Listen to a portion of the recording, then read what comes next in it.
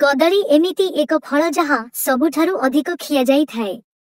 कदली खाइबाकु बहुत लोक पसंद करंती, किंतु अधिकांश लोक साधारणतः हळदिया चोपा विशिष्ट कदली खाइछंती। नाली चोपा कदली संभवतः बहुत लोक खाई नथिबे। आश्चर्य लागुछि कि नाली कदली भी थाए।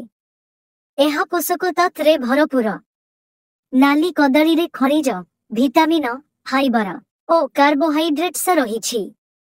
सेथिपाई एही कदली खाइबा मात्रे शक्ति मिली थाए। नाली कदली रे आहुरी अनेक गुण रहिछि।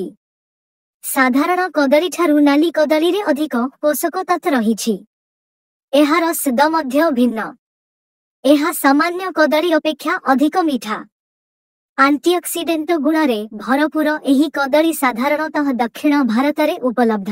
नाली कदली रे बहु मात्रारे फाइबर रहिछि, सेथिपाई अधिक समय जाए भोक लागि न थाए। गोटिए नाली कदली रे रु क्यालोरी ओ भल कार्बोहाइड्रेट्स रहिछि। एहा ओजन कम करिबारे मध्य साहाय्य करिथाए। नाली कदली रे भरपूर मात्रारे पोटासियम रहिछि, जहाँ किडनी रे स्टोन हेबारे रोकिथाए। शरीर मात्राधिक क्याल्सियम रोकिबारे साहाय्य करिथाए। नाली कदली रे बहु मात्रारे फाइबर रहिछि, सेथिपाई अधिक समय जाए भोक लागि न थाए। गोटिए नाली कदली रे रु क्यालोरी ओ भल कार्बोहाइड्रेट्स रहिछि। एहा ओजन कम करिबारे मध्य साहाय्य करिथाए। नाली कदली रे भरपूर मात्रारे पोटासियम रहिछि, जहाँ किडनी रे स्टोन हेबारे रोकिथाए। शरीर मात्राधिक क्याल्सियम रोकिबारे साहाय्य करिथाए।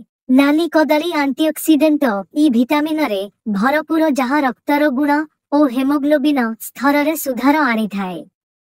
एहा शरीरर प्रतिरोधक क्षमता मध्य वृद्धि करिथाए। नाली कदली रे भिटामिन बी रहिछि, जहाँ लाल रक्त कणिका निर्माण करिबारे साहाय्य करिथाए। नाली कदली चापाई मध्य लाभदायक। नाली कदली रे तियारी फेस पैक चारे चमक बढ़ाई थाए। नाली कदली, महू ओ ओट्स रे फेस पैक प्रस्तुत करी लगाई पारिबे।